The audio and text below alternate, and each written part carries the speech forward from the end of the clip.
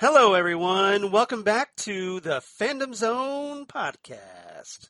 I'm one of your co-hosts, Charles Skaggs, back at the Fandom Zone, ready to talk more of The Boys Season 2 with my wonderful co-host and man who I'm trying really hard to make smile right now, DJ Nick. How you doing, Nick?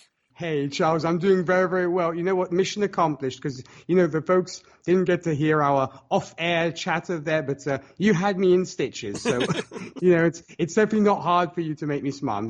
I'm doing good. It's the world is changing. What can I say? And maybe to quote Mr. Bob Dylan, the times they are a-changing. Yeah, for some strange reason, things here in the United States, they seem a little brighter all of a sudden.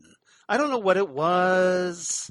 Things were a little bleak last week, as we talked about, but, suddenly here a couple days ago, we got some great news that actually took place on my mom's birthday, which I thought was wonderful. Mm-hmm. Hey, we've got a new president, everyone, in the United States. How great is that, right? We got a little applause there. Yes, so definitely congratulations to President-elect Joe Biden and, of course, his Vice President Kamala Harris, for sure. Yes, so fingers crossed that hopefully democracy was saved just in the DJ nick of time, I guess. I see what you did there. See what I did there. All right. We won't get too deep in the political woods, don't worry. No. So here at episode 194, getting ever closer to 200. Wow. Yeah, we're going to be talking Nothing Like It in the World. The fourth episode of The Boys Season 2 aired on September 11th, 2020. This episode was written by Michael Saltzman, who is new to The Boys, but this was directed by Fred Toye, who directed the Season 1 episode, The Female of the Species, Ooh. and most notably directed the final episode of Watchmen, the HBO series. So he directed the episode See How They Fly, and that was a superb episode. He's also directed episodes of Westworld, Fringe, and Alias, which is a show I'm a particular fan of. So I thought that was great. And obviously we've got a lot to talk about in this one. Once again, have some trivia that I thought we could mention before we get into our four topics today. Mm-hmm. So if you're wondering about the title, Nothing Like It in the World, that actually comes from The Boys issues number 35 and 36. And in that two-part story, this is where Mother's Milk finally tells Huey about his upbringing in Harlem, the secret of his massive strength, the catastrophe that struck his family, and the unforgettable boxing championship disaster that led to him joining the Boys. So hopefully at some point we will get this story, because if you kind of notice so far in Season 1 and Season 2, we don't know all that much about Mother's Milk. No, we don't really have much of a backstory for it. It's so true. It is there. It has been established, but we haven't gotten into it yet. So I don't know if they're trying to save this for a particular moment, but if you're kind of curious a little bit about Mother's Milk's background, you might want to check out these two issues. That maybe download the digital comics and give these a look if you're kind of curious, because it is very interesting where Mother's Milk gets his name from. I'll just leave it at that. Well, I'm definitely very curious myself, Charles. That's why I'm just waiting for these comics to arrive at my doorstep, because, since starting this podcast with you, I'm like, when is the mailman going to get here? Because I've been waiting for my comics. Hopefully this week they should be arriving, so I'm really excited. Well, hopefully soon, yes. Hopefully you'll get them, and that way you can enjoy the nice week because Italy's under lockdown, as you've mentioned to me before. Correct. So what better time, right? Exactly. Dive into some new comics. Stuck inside anyway, you might as well dig into some comics you haven't read and enjoy them. All right. Also, the interviews in this episode where we saw people describing stories of love, that were being discussed at the beginning of the episode, and these were kind of interspersed between the story of Huey and Starlight. Yeah. If you notice closely, if you're a fan of the movie When Harry Met Sally, you kind of notice that they kind of borrowed directly from that. And of course, When Harry Met Sally, stars, of course, as we talked about here in the podcast, Meg Ryan, the mother of Jack Quaid, who plays Huey Campbell on The Boys. I definitely saw it myself. I mean, I have not seen When Harry Met Sally for a long time, Charles, but it's still very much ingrained in my mind. And yeah, I could definitely see what you're saying with those kind of juxtaposing those scenes of the interviews and that. Yeah, for sure. Yeah, obviously, I'm not that big of a fan of Meg Ryan's film career, but I kind of wonder now that they've done this a couple times if there's going to be more nods to Meg Ryan movies in the future on The Boys. I would not be surprised because it has happened before. It's happened here. We actually mentioned it in previous episodes as well, so it would not surprise me. So for anybody partaking of adult beverages while you watch The Boys, this might be a nice little drinking game you could add about whether they bring up Meg Ryan movie, and if so, then you have to chug a beer or something. Yeah, you could do that with that or with the Billy Joel songs. All the references to Billy Joel. Of which there are more in this episode.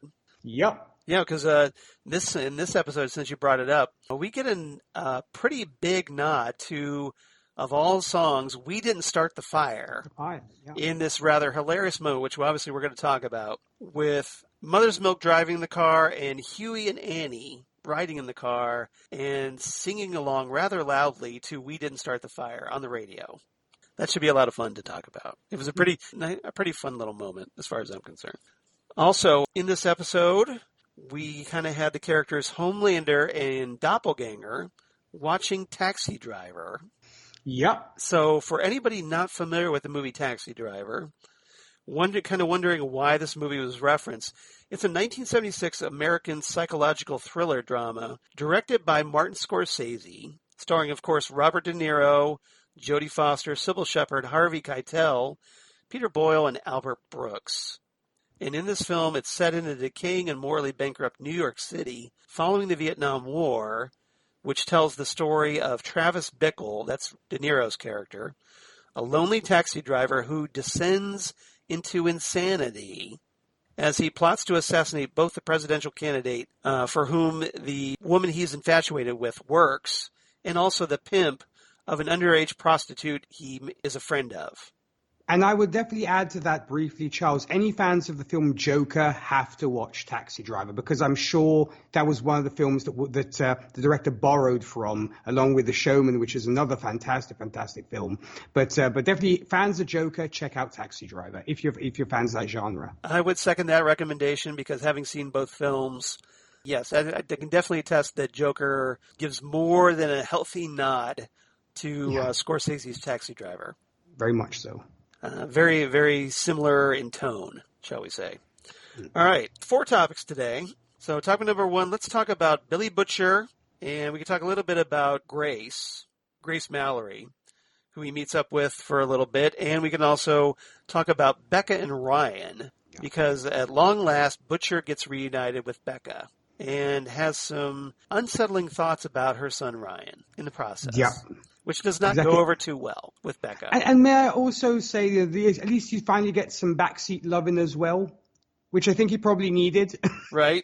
Yeah. Yeah. Steaming up those car windows in the backseat. Yeah. Doing the Titanic move. Yeah. That's when Meatloaf's Paradise by the Dashboard Light started to play in my head. Yeah, pretty much. That's kind of like the definitive backseat romance. Yes. Song playing on the car radio, I would say. Yeah. Especially when they start doing the baseball references. Yes. He's coming for home. Holy cow, I think he's going to make it. Stop right there. You have to love Meatloaf. Big shout out to Meatloaf. Well, you don't have to love Meatloaf, the person, but you can love Meatloaf. Yeah, I love Meatloaf the musician. The musician, yeah, the song, yes. Meatloaf the person is apparently not that great of a person. No, I will agree. I will agree. But hey, Bat Out of Hell still regularly plays on my CD player. Yeah, so if you're a fan, that's cool. They did some great music back in the day, so I got nothing against that.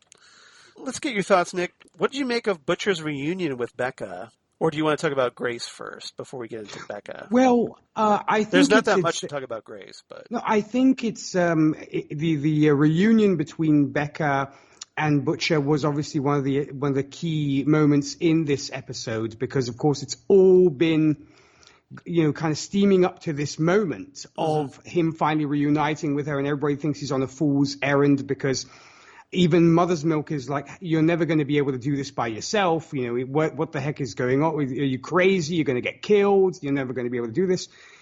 And it's wonderful, though, that he finally gets to see her. And, of course, they have that romantic moment and what have you. And, I've never seen Butcher so happy because you can see he's just genuinely happy. Before, of course, they get into the whole sex scene in the car. You can just see that he's like, I've rescued the princess, so I'm on my way to rescuing the princess. It's kind of his hero's moment.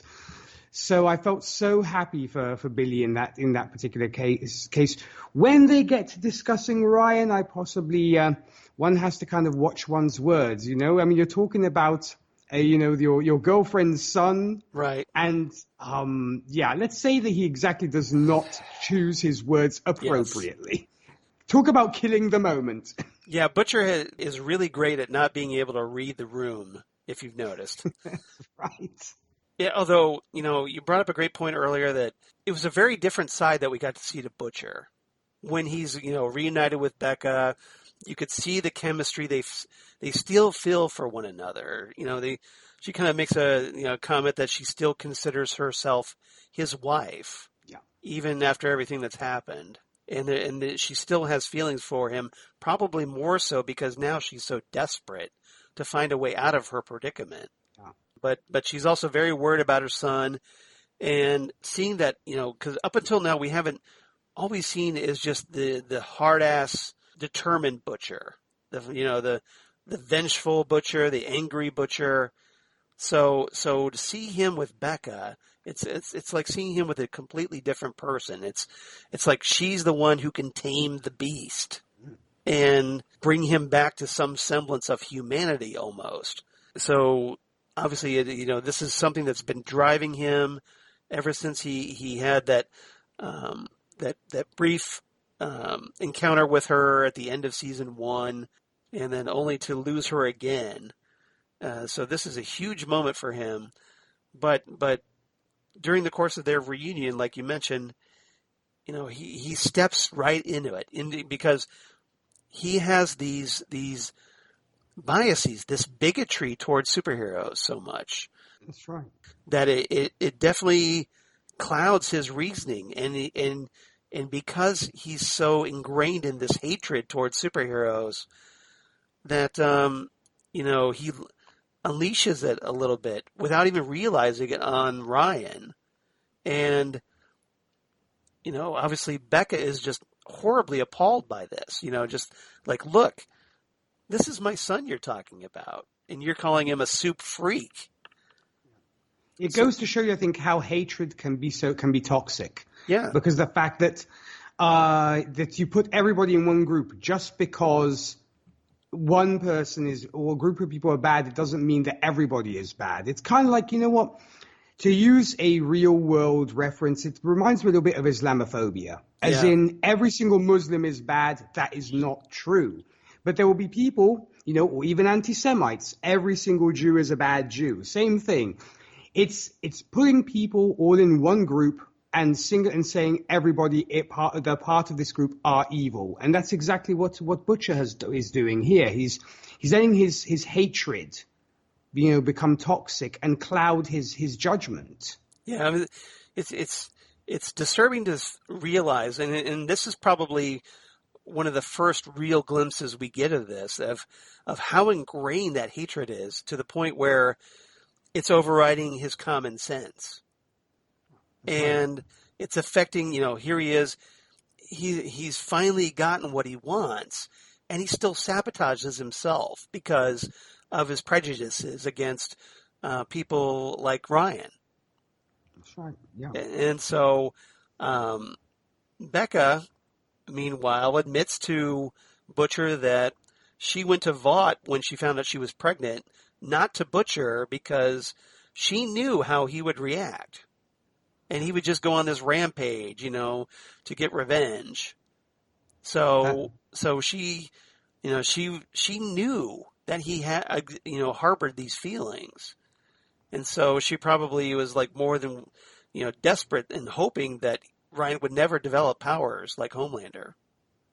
I totally agree. And it also shows you in this episode how much women read situations better than men, because we will also get with Starlight as well. That goes without saying, right? Yeah. And Starlight also kind of pointing out Mother Milk being OCD and Huey not even noticing it. It shows you that women tend to have that seventh sense, that us men tend to miss these little things. And I might be stating the obvious here, Charles, but I think the interesting thing about this episode is we get 3 key moments of, shall we say, post-coital commentaries. Yes. Where you have, of course, Becca and Butcher. You have Homelander and Doppelganger. Right. And then it's Huey and Annie in this episode. Yeah.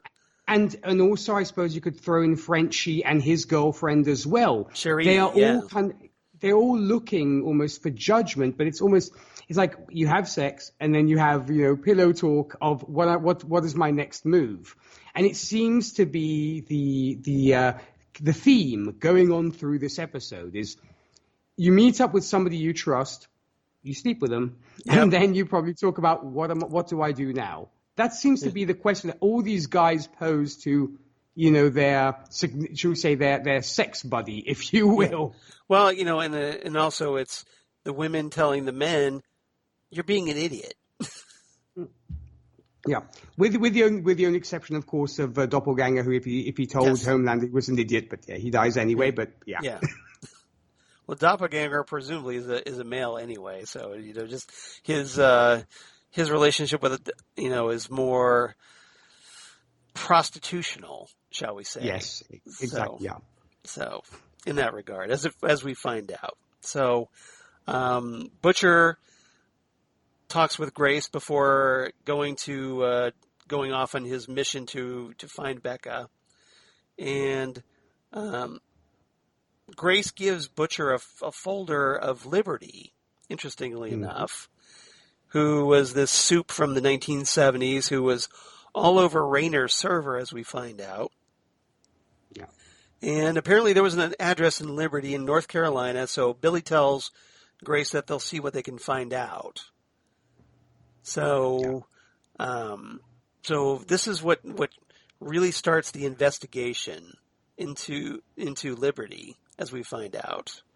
Yeah, because off we go to Raleigh. Well, off we go to Raleigh. So I just thought I'd mention that because I thought it was a kind of an important plot point. Oh, it is. But yeah, primarily this is obviously Butcher, Becca, and Ryan, and it's Butcher toward the end of this episode. He's not able to stay with Becca and Ryan. He has to leave. So because he wants to take them with him, but Becca knows that it's just not doable at this point because they'd be hunted down constantly, and she's like, because there's obviously the shadow of Homelander looms incredibly large. She's like, if we ran away with you, he'd find us. Yeah, and it doesn't help that she and Ryan are being kept in this compound by Vought. Yes, they happen to just be missing. It's like I don't think it'd go unnoticed for long. It's obviously being surveilled, and yeah, exactly. So somebody's going to find out, even if Homelander doesn't see them. The security footage or someone else, in this case Black Noir, as we find out, has been watching Butcher scale that fence. So he already knows. So eventually word will get out. Yeah. So we'll see how that plays out in future episodes. All right.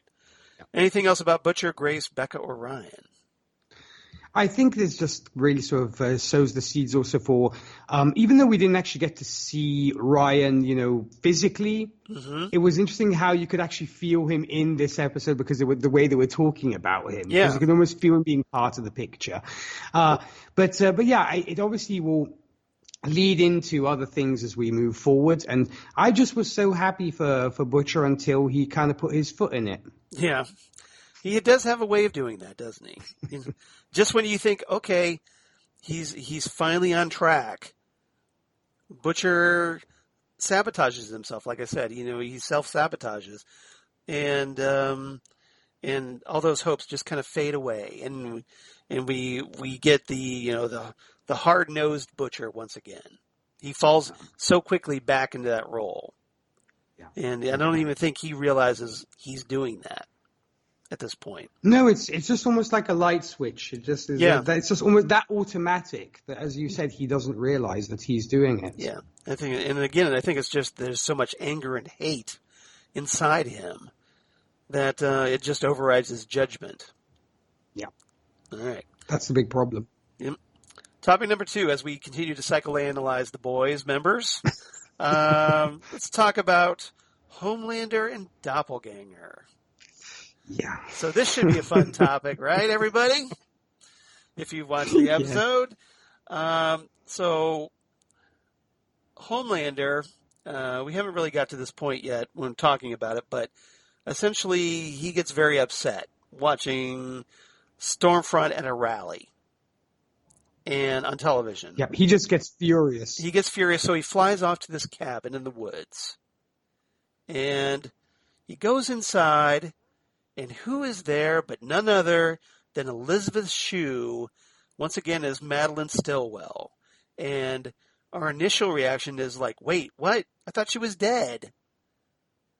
Of course, yeah, that was my exact reaction. I was like, did he actually kill somebody else? Or, I mean, it's like, at first I actually thought it might have been a flashback that maybe they hadn't kind of shown us. Like, it might be.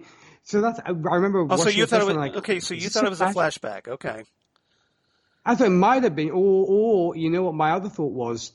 It could have been like, because I'm a huge fan of Bates Motel. Mm-hmm. I thought it might have been like Norman talking to his mom when she isn't actually there. Oh, like a ghost, or just a mental, like image, hallucination. Yeah.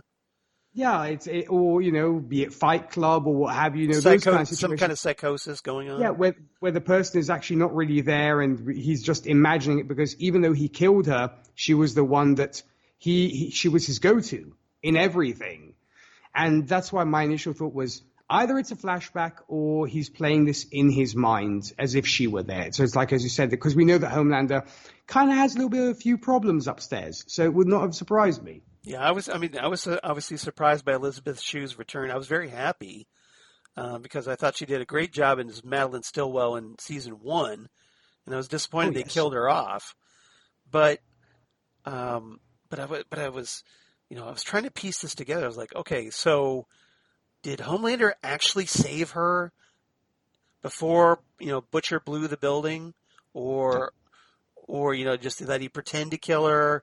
Or whatever, and or did she have a double? Or exactly. Was it a clone or something? I was trying to come up with all the comic book explanations for this, right? Yes. So like, okay, was it like alternate universe or clone or fill in the blank, someone disguised, or as it turns out though, it's a shapeshifter. That's right. And but so. Madelyn, and I use the air quotes here, Madelyn, with laser beams on her freaking head, greets him and tells him that she's missed him and offers him a nice glass of milk. Yes, she does. As Dick just hangs his head in just embarrassment and shame. Yeah, because when I rewatched this, I'd forgotten that moment where she's like, how about some milk? And he's dipping his fingers in it. And I'm, once again, you came to mind like, yes, I know we're going to be talking about this because now I have this, this phobia of milk. So good. Yeah. I'm like, when are they going to drop the lactation thing already? I'm done with this now. Yeah, as we've talked about in previous episodes, Nick has a little bit of a issue with the constant breast milk references. Yes. Yeah. Yes. But in this episode, no exception. Of course not, because what does she offers him a glass of milk from the get-go. It's like, okay. Yeah, so Homelander kisses her, and again, I'm using the air quotes here, her, and she kisses him back, and we think everything's, still trying to piece together what's going on. Why is she, still alive after presumably being killed? They kind of kick back. They start watching Taxi Driver. Homelander kind of complains that he's kind of griping that, Stormfront killed Kenji instead of him. Yeah, that she stole his thunder and everything else. So it's kind of like, well, honey, how was your day? And he's griping about his day. And he talks about how he feels the 7 are just weak links. And Stillwell's being all comforting. And Homelander says, well, well, Madelyn, you wouldn't put up with all this. Mm-hmm. And she tells him that, the 7's your team, and they've got to respect you. And otherwise it might be time to, quote, tear out the weeds, unquote, and start all over again. So at this point, were you at all suspicious about who this was or what was going on? That's why, as I said, my headcanon went to, as I said, the Bates Motel situation. Because I have to say, folks, if you've not watched it, check it out, because Bates Motel is a fantastic, fantastic show. If you're fans of Psycho yeah. and such. But that's where my head went to, because I remember even in Bates Motel, you had these scenes that seemed so real between Norma and Norman, where you actually thought that she was actually there. Mm-hmm. So I thought it was just like almost his ego, or should we say his psyche, almost having a chat with himself, saying, what do I do? As one might, I suppose, do. So that was my thought. And obviously we get that moment where we cut away, because she kind of like seems to have having the rumbly tummies or something. Mm-hmm. And she's like, oh, I'm turning back. And then we see it's Doppelganger. Yeah. And you're like, oh. And then you're like, oh, and then you're like, oh. Yeah. Yes. Once you realize what was really going on here. So, yeah, apparently Doppelganger couldn't hold his shape for too long. And Homelander gets mad at this point. He's like, you change back. Change back. Yeah. And so Doppelganger does so. And then, Doppelganger has Homelander put his head back in her lap. But Homelander is really hesitant about this at this point, because the whole illusion is being, destroyed here because of the spell's been broken. Yeah, so it's like he's out of the mood now. But she keeps telling him, oh, I love you, and you're the most powerful man in the whole world, and there's nothing you can't do, trying to play up to his ego. So essentially what's been revealed there is that, apparently it's just like that Homelander has, because of Madelyn not being around and him still being hung up on her, and still having that breast milk fixation, that apparently he's presumably paying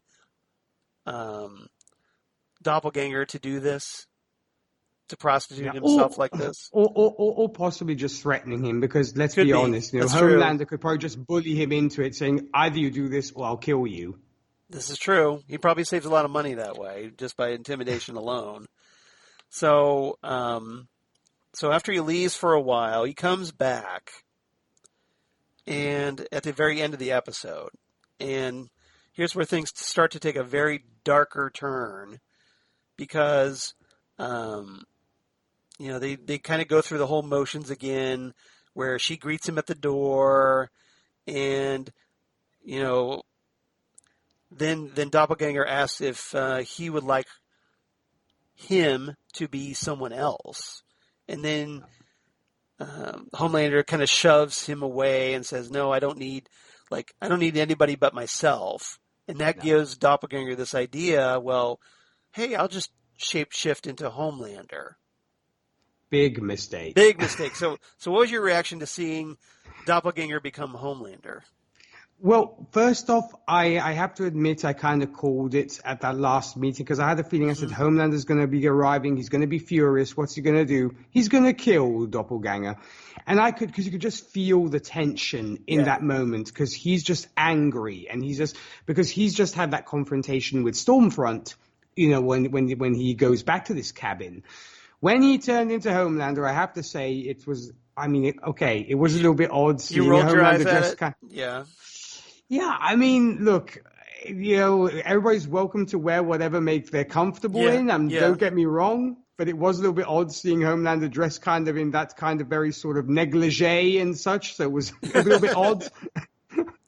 Well, I thought it looked rather fetching on him. It's a new look.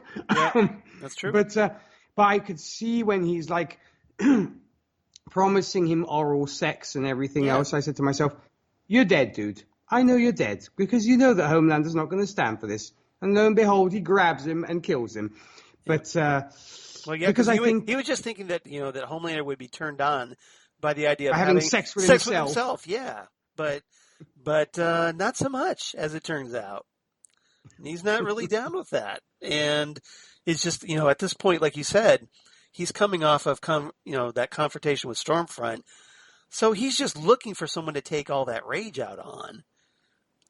And it's just bad decision making on Doppelganger's part because, well, hey, Homelander tells him he's pathetic, lifts him up by his head, and then says, "I don't need anyone," and then breaks his neck and drops him to the floor. Yeah. And that's the end of the episode.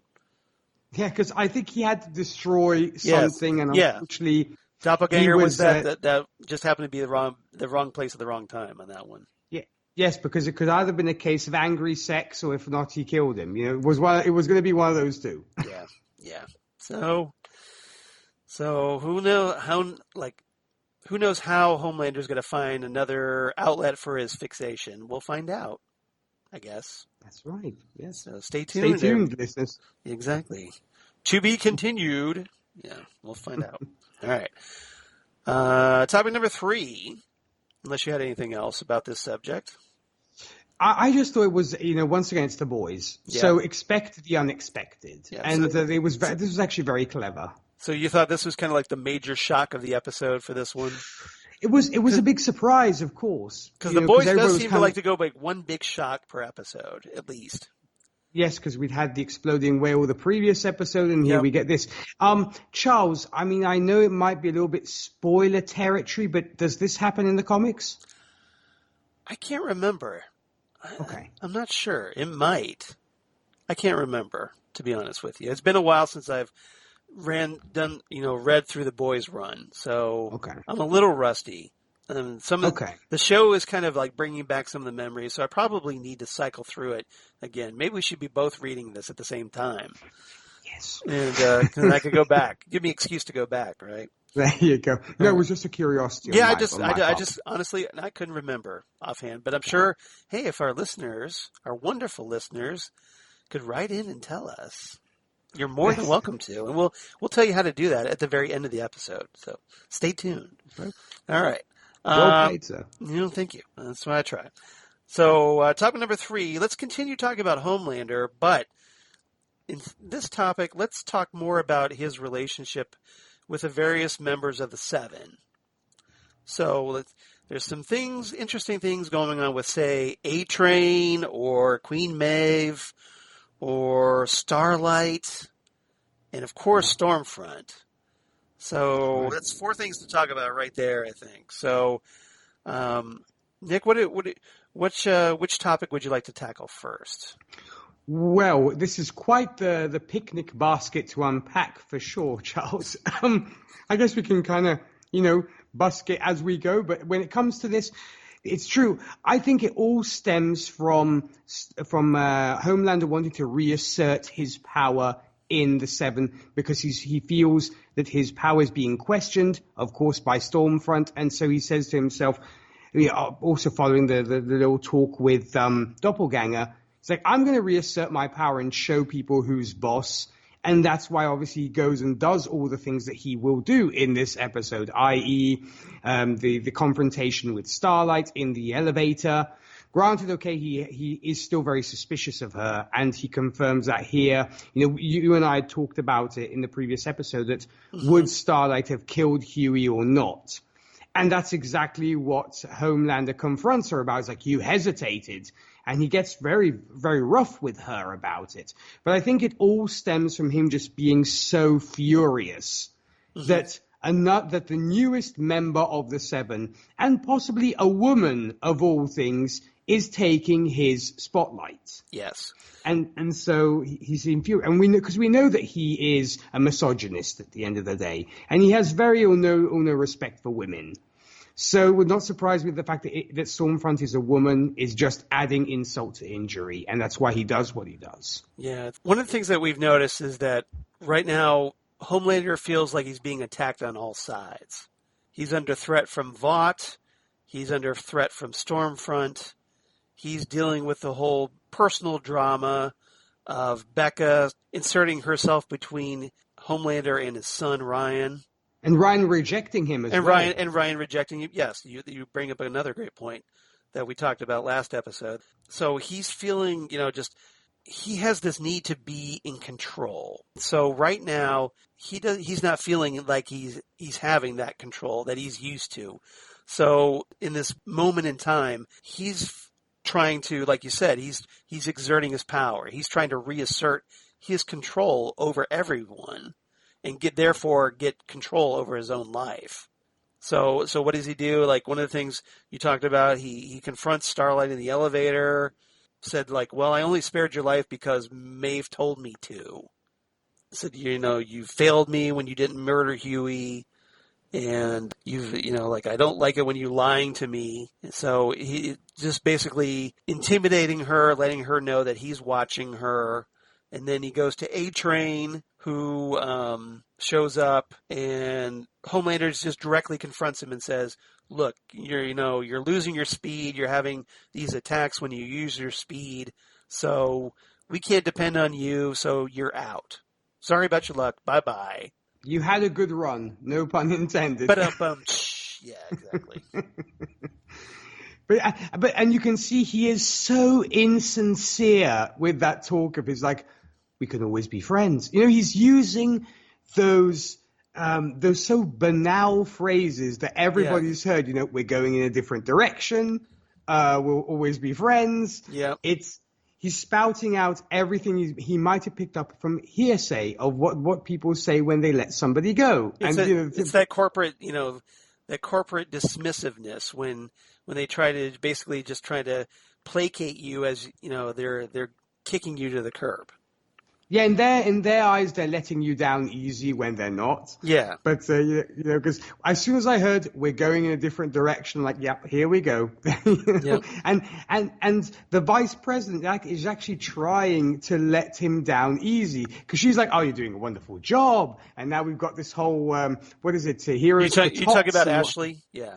Yeah, Ashley, exactly. Yeah. And she's like, we're heroes for tots, and you're doing a splendid job. And granted, okay, she is overly kind to him because she never does not get to the point. She just tells him she was basically buttering him. Maybe she was buttering him up before she's like, sorry, dude, we have to let you go. And yeah, and in comes Homelander, who has the emotional reach of a teaspoon, saying, you're done, buddy. We'll always be friends. and he ends with, et cetera, et cetera. I keep waiting him just to say, you're fired. Yeah, well, you know what? Well, I mean, doesn't it? And granted, these are my thoughts, and it doesn't necessarily reflect those of the podcast folks, but it does remind me of a certain man who, when he throws a tantrum, fires people at random. I'm just saying. A certain man who just lost a presidential election? Oh, I think so. I think you might be onto something somewhere. Like someone who has some weird sex fetishes, treats people horribly, and fires people at random just because he's having a bad day. Very, very emotionally immature, prone to tantrums. Yeah, I could see a little bit of a similarity there, just a little bit. Yeah. Wraps himself up in patriotism. Yeah, I think so. All right. But let's see what else. So yeah, Homelander, another thing that he does, he's giving this interview with Queen Maeve. And he's had some issues with Maeve ever since that airliner incident from season 1, where Maeve tried to basically almost, was feeling guilty about abandoning all those poor people to their fates. And because reality check, she has a heart. yeah, exactly. She's not completely, heartless like he is. And as a result, he kind of feels betrayed by her. Yeah. And it's something Maeve mentioned to Elena not too long ago, that Homelander could be very controlling, and that if he found out about Elena, he would be, it'd be very dangerous for her because he feels very possessive. Not to mention, I'm sure he's probably a homophobe as well. I'm sure. And so what does Homelander do when it comes to Maeve? Again, he's trying to reassert his control. So what does he do? He outs Maeve on national television. Yeah. Which is, like, big dick move, obviously, because for one, you don't do that.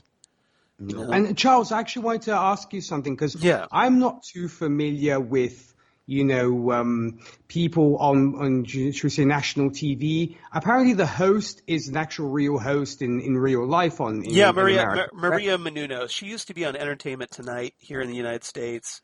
Okay. And then she's ended up on some other entertainment programs over the years. But yeah, so she's a person like Ellen DeGeneres, those kind of people. Kind of, but she's more of an entertainment TV show host type, okay, or interviewer, like a TV interviewer. So she's not primarily so much the host of a talk show. Okay, so she's not Oprah or Ellen. No. It's just more like someone who covers this celebrity world in the entertainment world, that kind of thing. So it's like a segment within like a newscast or something like that. Okay. Yeah, exactly. So, but someone who would follow the entertainment world. So, thank you for explaining that to us Europeans. I understand. Yeah. I can imagine that someone in Italy may not be familiar with Maria Menounos, but yeah. Beautiful lady, mind you. Yeah. I have to say, you guys have such gorgeous women on TV, on newscasts. I will say that. We do all right here. Italy's nothing to sneeze at either, by any means. So. All right. But yeah, so he just completely outs her, and Maeve is shocked, understandably, by this.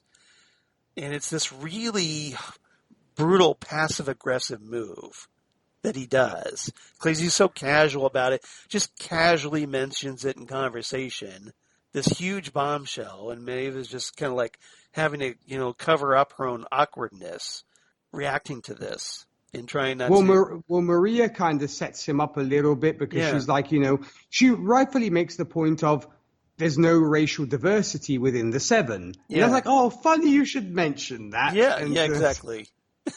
But I have to hand it to Maeve for keeping it together, because you could tell that, she's just so good in that moment, because you can tell she's bothered about it and she's really sort of shocked. Yeah. But you can see that she tries to keep her smile and going. She tries to be a professional, but yeah. That's right. It made me think of, to use a musical reference, The Show Must Go On, when they say, inside my heart is breaking, but my smile still stays on. Of course, Show Must Go On by Queen, one of my favorite songs by Queen. Nicely done, sir. But that's what I thought of when I saw Maeve doing that, because she's internally struggling, but she keeps her smile going. And man, do I feel bad for Maeve. I really do. And I want to break out my classic Queen album. Show must go on. Show must what a wonderful on. Song. That's it. Yeah. And then lastly, of course, Homelander confronts Stormfront, who's been needling Homelander, questioning his authority, questioning his leadership. So obviously, Homelander's been feeling like she's been trying to undermine him.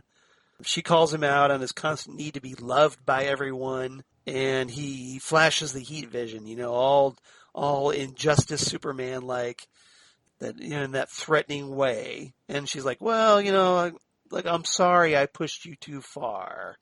I'm just here to help. She takes a completely different tact with him. I'm actually curious. Do you think that she's generally scared of him, or you think she's just messing him about, even when she? I think she's gaslighting him totally. So even when he kind of flashes his eyes at her and she's like kind of seems to get apologetic, you think she's still messing him around? Yeah, I do. I think she was trying to see how far she could push him, and then just to kind of placate him a little bit, like act like, "Oh, I'm sorry. You're obviously in charge here." Yeah. You know, like I'm just, and then she takes a different tact. So it's just more gaslighting on her part, that trying to get him, riled up and question himself, I think, a little bit. So she points out that he needs help connecting with his audience, because she's made comments calling him Gramps and acting like, well, he's so out of touch. And she should be one to talk, since we find out she's even older than she actually is. Yep, exactly. So, yeah, she's a little older than she appears, just a bit. Yeah, because we kind of find out, well, hey, this is one of the things obviously we want to talk about when we talk about our fourth topic, but yeah, she's... I'm sorry, Charles, for skipping ahead. No, you're fine. I'm flexible. It's cool. But apparently, yeah, she's 70 years old. I hope I look that good when I'm 70. Seriously. And we find out later, she was the former superhero Liberty who disappeared. So essentially she's gone away and reinvented herself as Stormfront. So she's acting like, in Homelander, she's not, Homelander obviously isn't aware of this yet. So as far as he's concerned, she's just this young upstart trying to make a name for herself and steal his thunder, so to speak. Stormfront thunder. You can see what I did there? Nice. Yeah. You're welcome. Yeah, it's like, who is this kind of, young little influencer? Right. Who's kind of trying to take over my, my show, if Who's you this will. punk? Yeah. Punk. Yeah. Punk kid. But what I think is as much as I can't stand the Stormfront character for what she does and what she stands for, I have to hand it to her for like running circles around Homelander, and he doesn't even get it, because that whole thing when she's like kind of faux apologetically saying, "Oh, I'm sorry," kind of thing. She's playing him totally. Yeah, like she's fiddle. like. She's taking the mickey out of you, and you don't even get that she's doing No, it. it's just like, it's that kind of like the meme where you see the point and it flies over Superman's head. Yeah. And then Superman's kind of like looking around like, what happened? So yeah, she's, as we find out more in this episode, she's a master manipulator, and she's playing Homelander like a fiddle, like just knowing exactly how to push his buttons, knowing when to pull back a little bit in this case, and she's obviously intending to use him for a purpose, and That's right. and setting him up in such a way that he's going to feel like he's going to have to need her and have to go to her.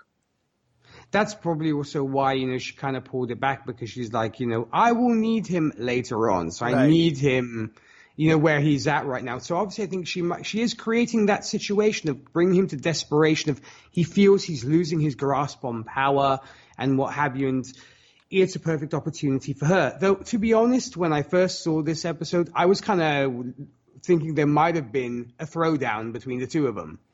Not yet, as it turns out. That Yeah, comes because later. it's like building and building and building, because you see kind of the way that Homelander looks at her, even when he's just looking at her on TV. Like, oh yeah, he's gonna go and just punch this chick's lights out for sure, because he's furious. And even when, as I said, when they have that moment and he talks to her, I had a feeling he was going to either punch her, or said that those eyes were going to be kind of spouting out heat vision or heat rays. Yep. It was I was waiting for that, but as you said, to be continued. Yep, exactly. The tension between those two is so palpable, and we know that Homelander is essentially this ticking time bomb. So you could definitely see that happen. And I think it's a credit to Aya Cash, who plays Stormfront, Because yes, She's a wonderful actress. Stormfront is a horrible villain that no one should want to emulate, but Aya Cash plays her so well. And if you hate her, it means she's doing her job. Exactly. She's a villain you love to hate. And that's a credit, I think, to Aya Cash.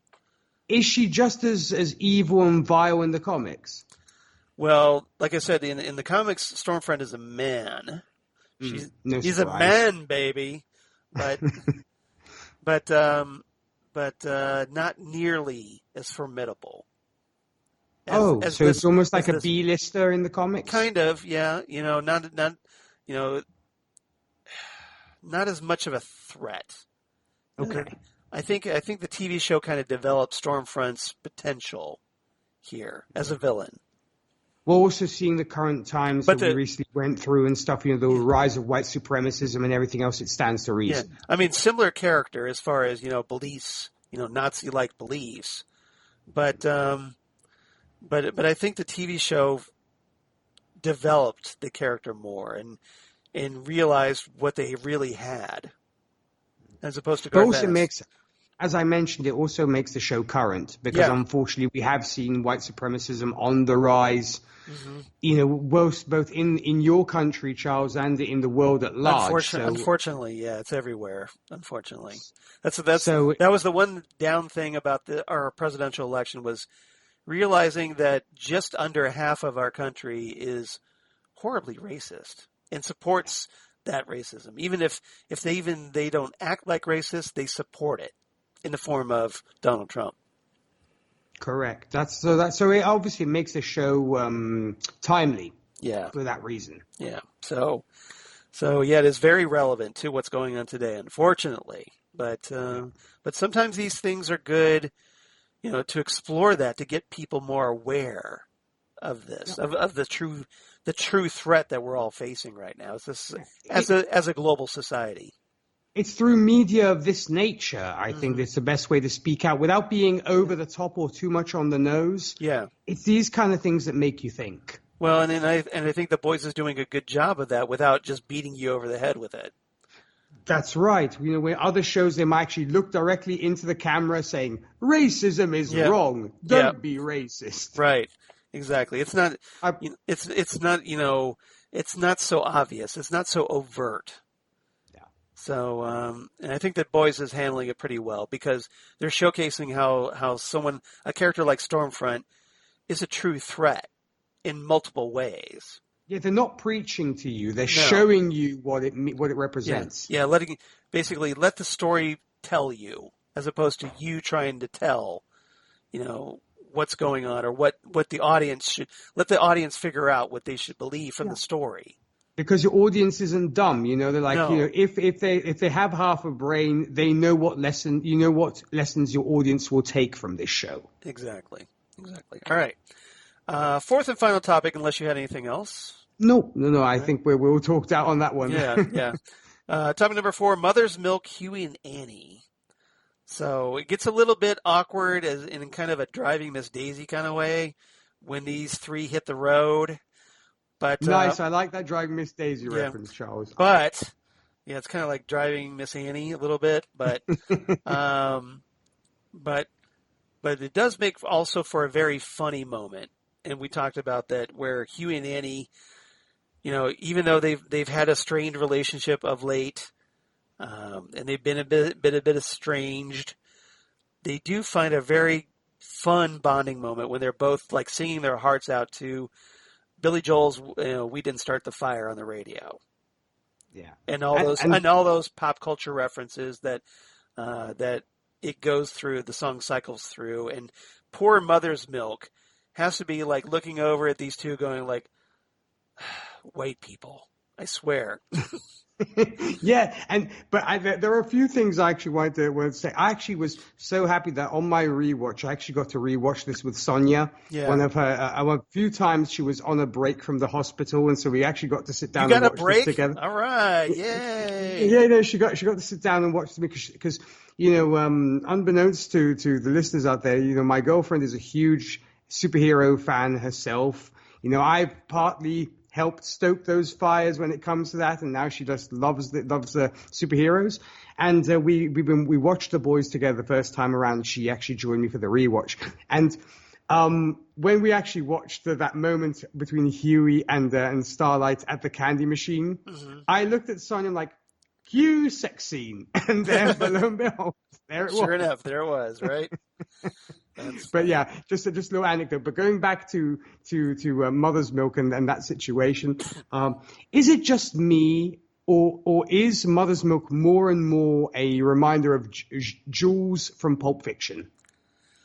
That's a pretty good comparison. I mentioned before that I thought that Mother's Milk had kind of a Zen outlook on life. He's Luke Cage and Jules put together. That's the way I see it. I think that's a good comparison. Not just because Mother's Milk's black, but I think it's just the personalities are. Yeah, because if you think of Jules in Pulp Fiction, Jules is all about cleanliness. He's a little bit OCD himself.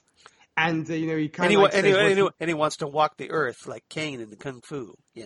That's right. That's why I kind of got a little bit of a, Sam Jackson vibe from him, in particular the Jules character. And, I am admittedly a huge Tarantino fan, so I would go to that. But yeah, even when he talks about the wet wipes, I said, this is Jules. I said, this is something that Jules from Pulp Fiction would do. Well, and, as we get confirmed by Annie, that he has OCD. So I thought that was interesting that it was a nice little acknowledgement of that. And it makes it, again, it adds a little something to Mother's Milk's character a little bit. Yeah. And it also shows how perceptive Starlight is when it comes to reading people. Yeah. Although I do have to wonder now, does Mother's Milk have a wallet that says "Bad Mother Effer"? I so hope that we might get something like that because, fingers crossed. Him and Jules from Pulp Fiction would be best buddies. I'm sure. I could see him hanging out. So does that make Huey John Travolta? Yes. It does. It does make him Vincent. It makes him Vincent. It makes him Vincent Vega. Yes, it makes him Vincent Vega from Pulp Fiction. And also, hopefully, he meets a better fate than Vincent did. Here's hoping. Dying on the toilet like Elvis did. Exactly. Yes, and being killed by Bruce Willis. So spoilers. Yeah. Yes. Sorry, everybody. But still watch Pulp Fiction. It's a great film regardless. But what I thought was great about it is we talked about Mother's Milk being so parental. Here he's super parental. He's like, you kids, keep it down. It was like, I'm going to turn this car around. That's right. I thought to myself, I was like, I'm going to turn this car around. There's not going to be any candy for anyone. Yeah, it's almost like he's stuck on babysitting duty when he's with Huey and Annie. And, it had to be frustrating because, Mother's Milk, I'm sure, is no fool. That he knows that Huey and Annie still care about each other. Oh, yes. Even though they've been estranged or whatnot. And then when they do little, like cutesy couple things, like singing to the same song on the radio and whatnot, he's just probably like over there rolling his eyes at just like, would you two just get a room already? And he actually points out to turn on the Barry White and let's get it on already. Or Marvin Gaye. Marvin Gaye, yeah. But he even points things out even to Starlight when she's eating the donut. He's like, the two of you want to get a room? Because she's kind of like moaning while she's eating the donut. Yep. I love that. But and then they share those little going back once again to Tarantino, the dialogue is so Tarantino-esque because they talk about the real, the small stuff. Like my grandpa, went to Baskin Robbins and he'd have everybody in a queue because he wanted to taste everything. So that's, I guess, she talks about that. They have that little candy bar conversation. That's why I thought to myself, it's so Tarantino in that sense. Yeah, that's probably why my mind went to Jules. I never made that observation watching the episode, but I think you're absolutely right. I think you're absolutely dead on with that. That it was a very Tarantino, like you could definitely see, maybe it was a direct homage to Tarantino. because the whole idea of Mother's Milk, Huey, and Annie driving out and then stopping somewhere and then having this banal conversation about candy bars and whatnot. Which is something that Tarantino would be all over, and he's done so many times in his films. Yeah, and Huey just calling out Annie's bad candy bar choices. Yeah. Which I have to agree with, by the way.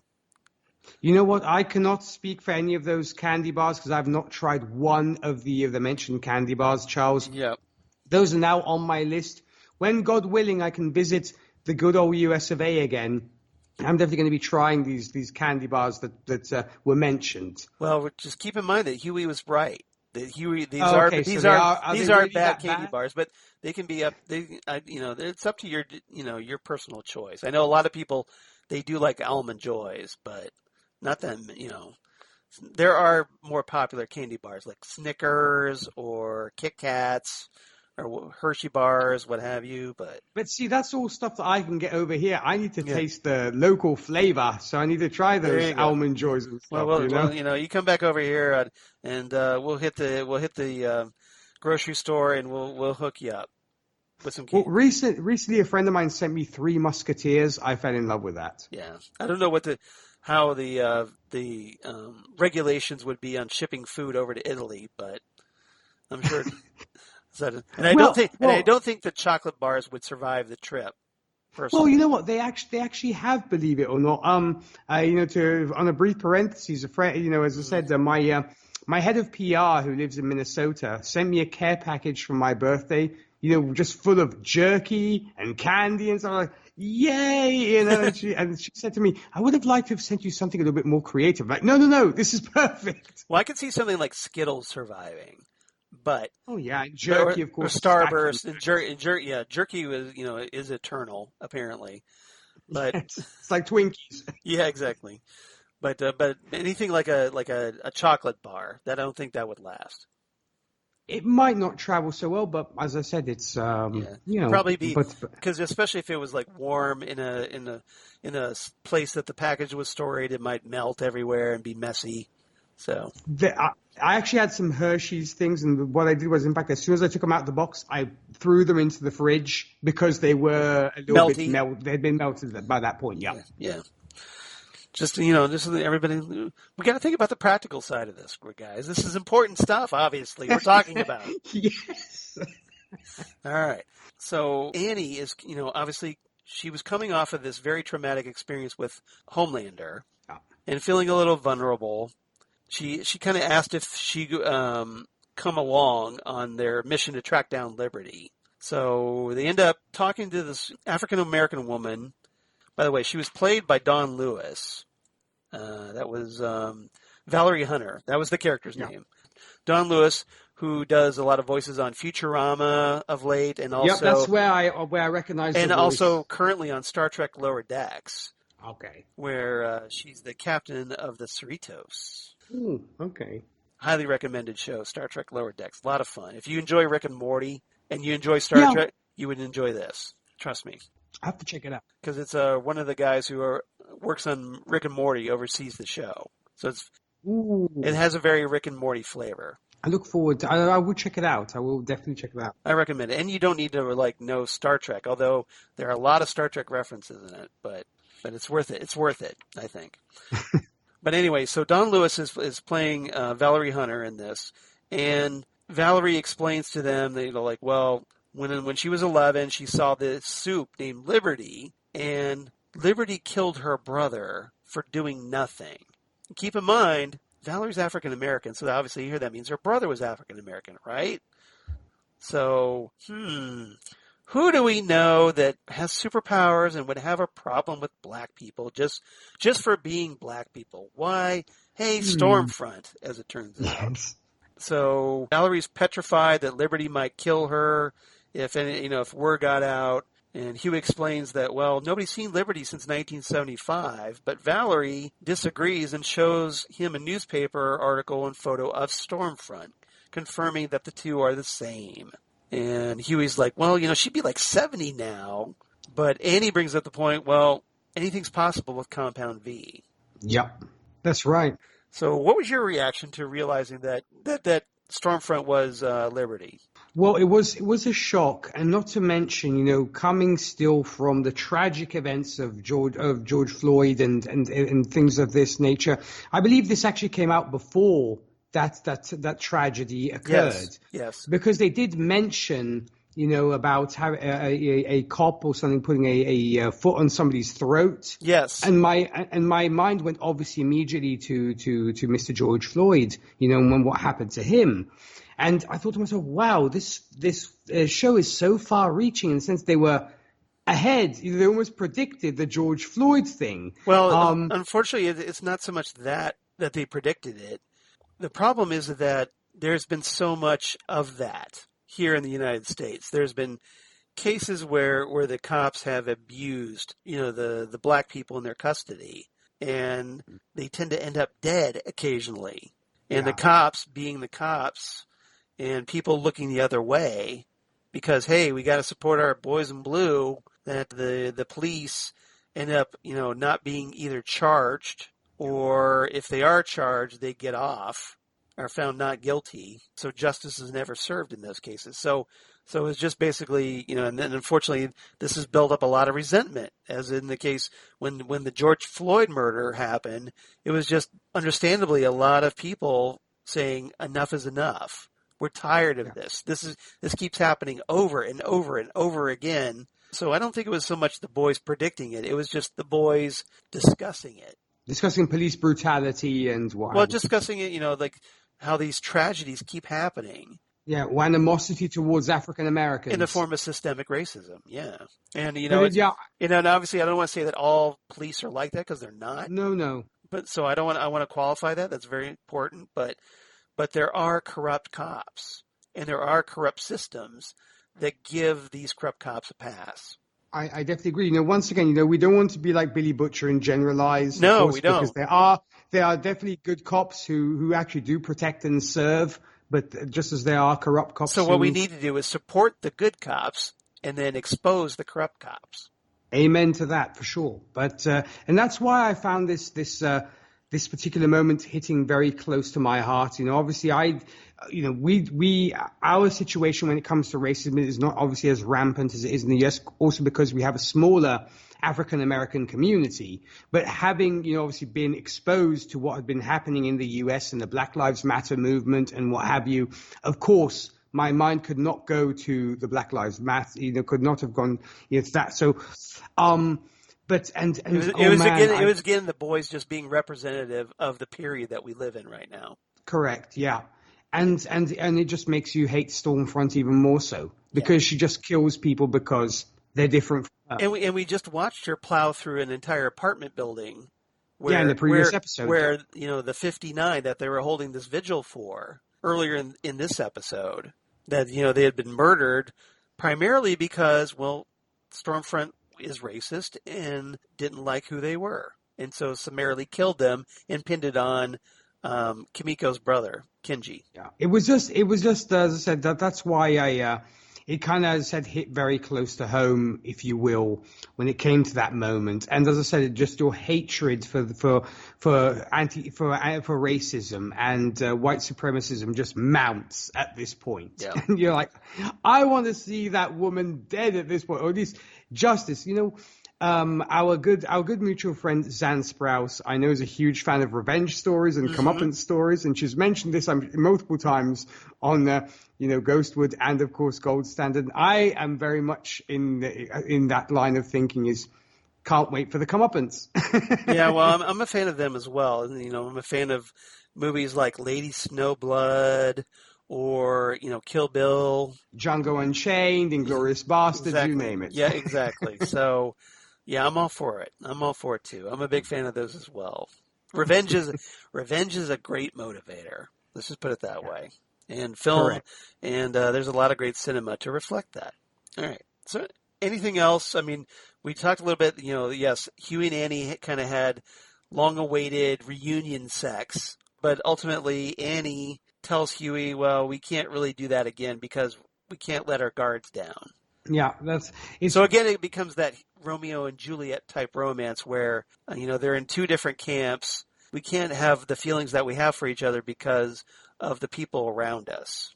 Yeah, it is the star-crossed lovers for sure. Yeah, I would say so. So anything else about this episode? I know we had a little bit about Frenchie and Kimiko. There's not that much really that, Frenchie tried to kiss Kimiko. We talked about the possibility of whether that might happen. And she was not having it, but to briefly mention that moment where Frenchie then, as I said, goes back to his other girlfriend, Cherie, if you will. yeah. Cherie, yeah.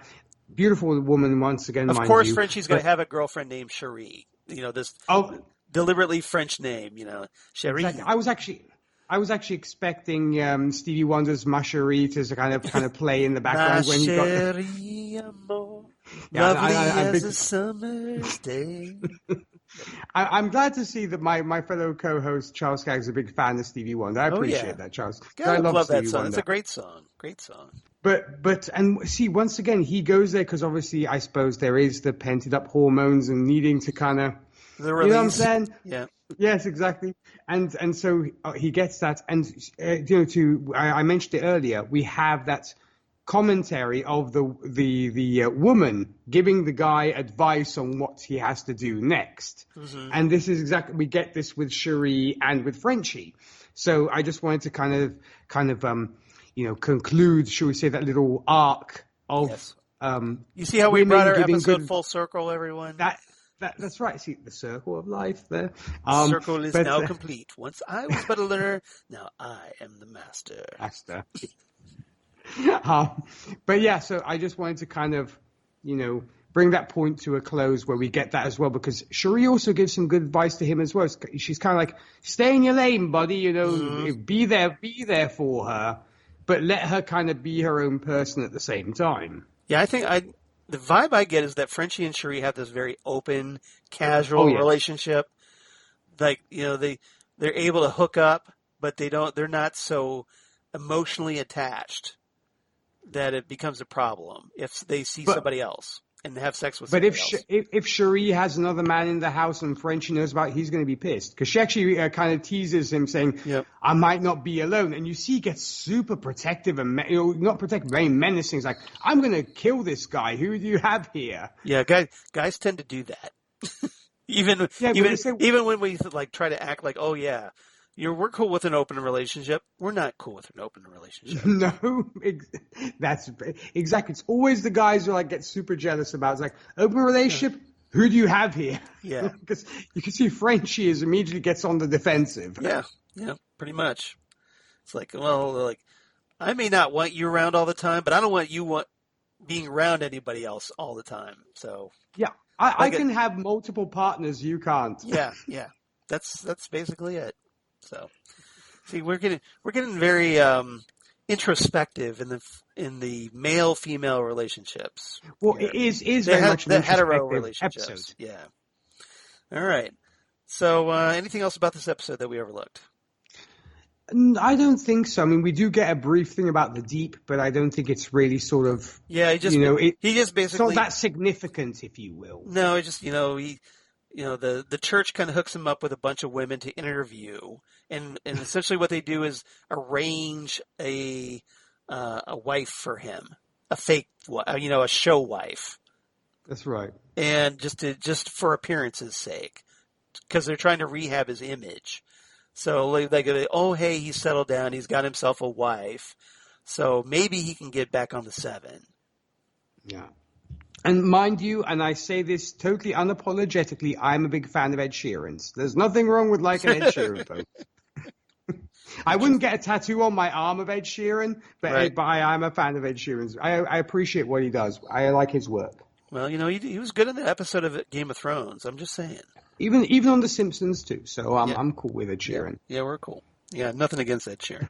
All right, so favorite quotes. Do you have any favorite quotes of this episode? I actually had, rather paltry this time because I only got just the one, but which kind of sort of stuck out for me, which was actually Frenchie when he said, "What good does grieving all alone ever do?" I really liked that one. That really stuck out to me, Charles. That's a very poignant one. That was my big one, I should say, because I really agree with Frenchie. I got a few on that same vein. Since we're talking about Frenchie and Cherie, so Cherie says, So, are you going to tell me what? Or are you just going to stain my clean sheets with your sweaty despair? The dialogue is brilliant. Yeah. And Mother's Milk and Butcher, where Mother's Milk's talking about Huey, it says, and Huey, and Butcher says, kid's a weeper. Don't want him to get snot on me jacket. Yeah.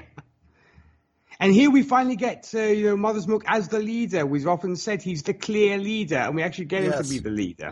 Yeah, because Butcher's off on his own personal mission. That's right. So he kind of leaves it up to Mother's Milk to do some digging on, find out what the deal is with Liberty for Grace. All right. Lastly, my last quote is the exchange about candy bars between Huey and Annie. So Huey says, is that an Almond Joy? And Annie's eating it, going, mm-hmm. Huey says, nobody likes Almond Joy.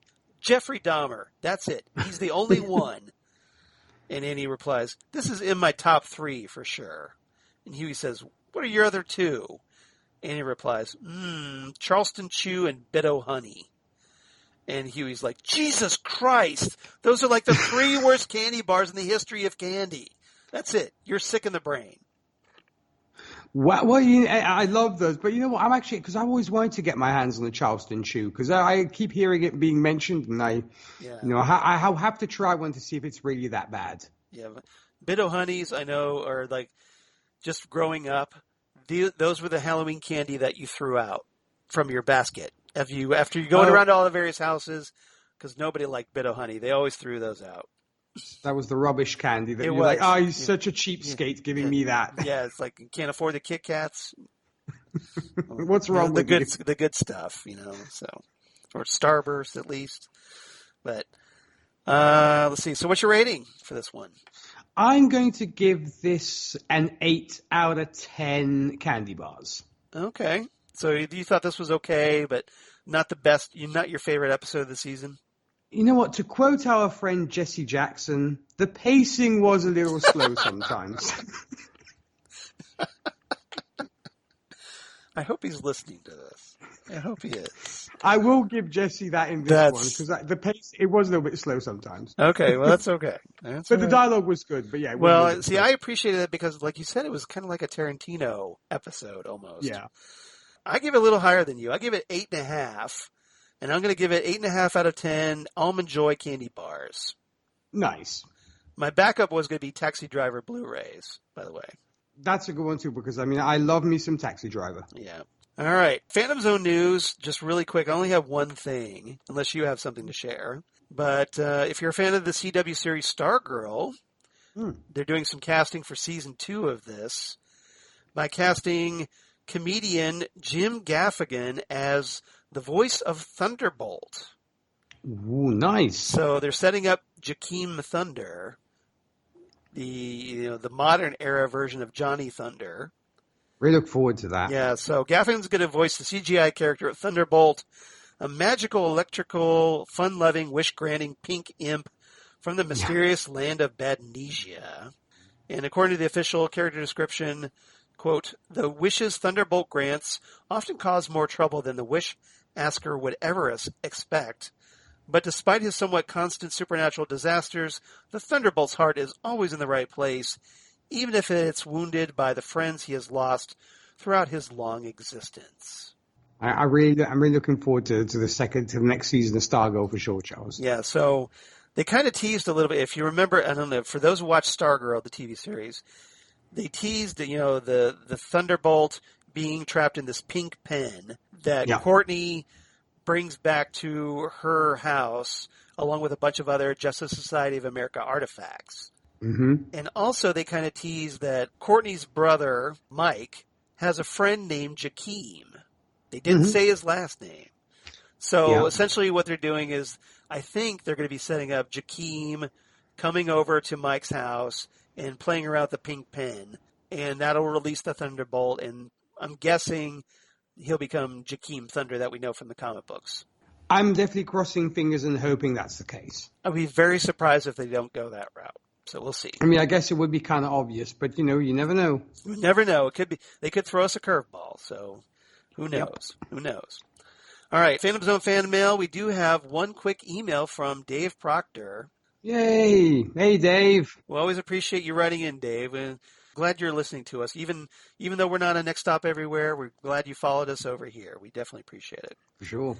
So Dave writes in about episode 4, the one we're talking about right now. Mm-hmm. And he says, my first observation is how hard it is to discuss a single episode of a complete story like in Doctor Who. True. So essentially, he's saying that, since we're doing episode by episode, it's a little different than, say, discussing a Doctor Who episode, shall we say. Or Doctor Who story. Yeah, because Doctor Who story kind of has a beginning, middle, and then they kind of self-contained. Yeah. Self-contained, that's the word, yeah. Yeah. So he adds, one must admire Frenchie for trying to sneak a kiss. It was like trying to pet a tiger. Because as I say, I don't think Kamiko she did not appreciate Frenchie. She did not admire Frenchie at that moment, no. Stormfront putting herself out front, she clearly has an agenda, which, as far as I'm concerned, may be the understatement of the century. Because, yeah. She has an agenda, and it's a very bad one. That she does. All right. He adds, Homelander going deeper into his own darkness with a shapeshifter. This is seriously depraved, beyond even his milk obsession. Thank you, Dave, for bringing that up. I'm not alone in this universe. I appreciate you, sir. Definitely. Yeah, I think it's safe to say, Dave, that you and Nick are simpatico on this one. You're totally in sync. For sure. I definitely appreciate you, Dave. I'm just going to enjoy my glass of milk here. Tasty. All right. I need some cookies to go with that. All right. Starlight nearly killed in an elevator by Homelander. This will cause problems. Yeah? Yes, it will. Also, he has no qualms about torture and death, no matter what the implications. Mm-hmm. Black Noir is truly creepy. Oh, yes. And wait till you find out what's underneath that mask of his. I'm just saying. That's right. So stay tuned, kids. More Billy Joel. He adds, A-Train out of the 7. There's no telling what he'll be pushed to. He lives for his job. Mm-hmm. Yep. So he's going to be a little bit more reckless. Frenchie and his sex worker therapy. Everyone needs an outlet. Yep. That they do. A good F buddy. Yes, they do. Starlight truly wants to help. That pure drive will be difficult to maintain through the filth of those around her. And that's the key dilemma that she faces as a character. That is correct, yep. Yeah, that's her main character arc, I think. Yeah. Butcher reunited with his wife. Clearly they do love each other greatly. Well, as you saw by that steamed up back seat. Stormfront riling the crowds into a fear of terrorism, a tactic that is sure to work. Yes, as we've seen, it works far too well. Yeah. Where have we seen that before? Where? What kind of rallies? What kind of narcissistic, authoritative, controlling figure would have rallies that stir up hatred and division in the people that he's supposed to represent? Yeah. I'm at a loss, Charles. It's a perplexing question, isn't it? It's quite the conundrum. Exactly. Quite the poser. Liberty is the key to everything. Having the key doesn't mean you will be happy once you've opened the door. Ooh. Nice. Well put. I like that statement.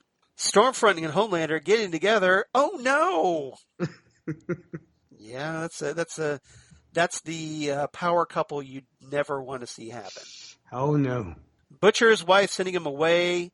You cannot make a mother abandon her child no matter how miserable. True. At least a good mother. Anyway, I'll add. Huey and Starlight separate. Oh, no! That's 2 oh no's from Dave. I love how vocal he is in his emails. He is. Exclamation mark and everything. The Deep gains a wife. This church is creepy.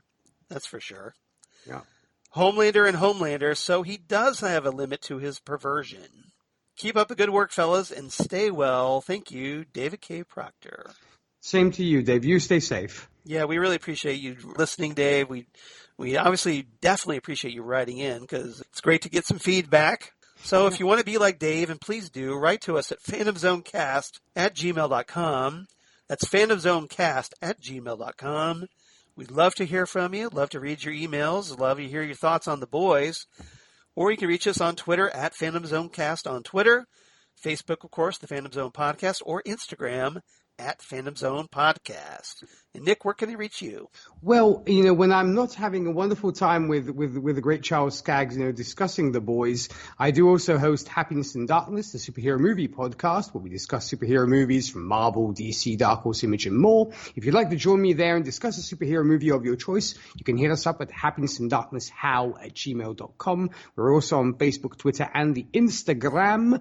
And also, we've got Gold Standard, the Oscars podcast, where with Zan Sprouse and Rachel Friend, we're going through all the movies that won the Oscars for Best Picture from 1927's Wings to the present day.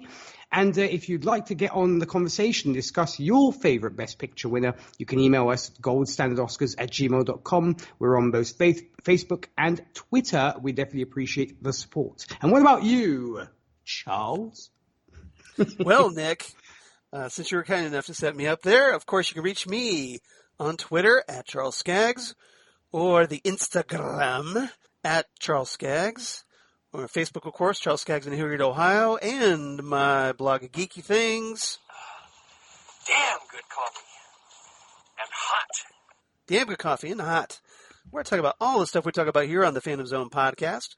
All kinds of comic book sci-fi news of my other podcasts for Southgate Media Group, including Ghostwood, the Twin Peaks podcast with the aforementioned Zan Sprouse, where we talk all things Twin Peaks, David Lynch, and we just finished up our review of David Lynch's The Elephant Man from the 1980 film.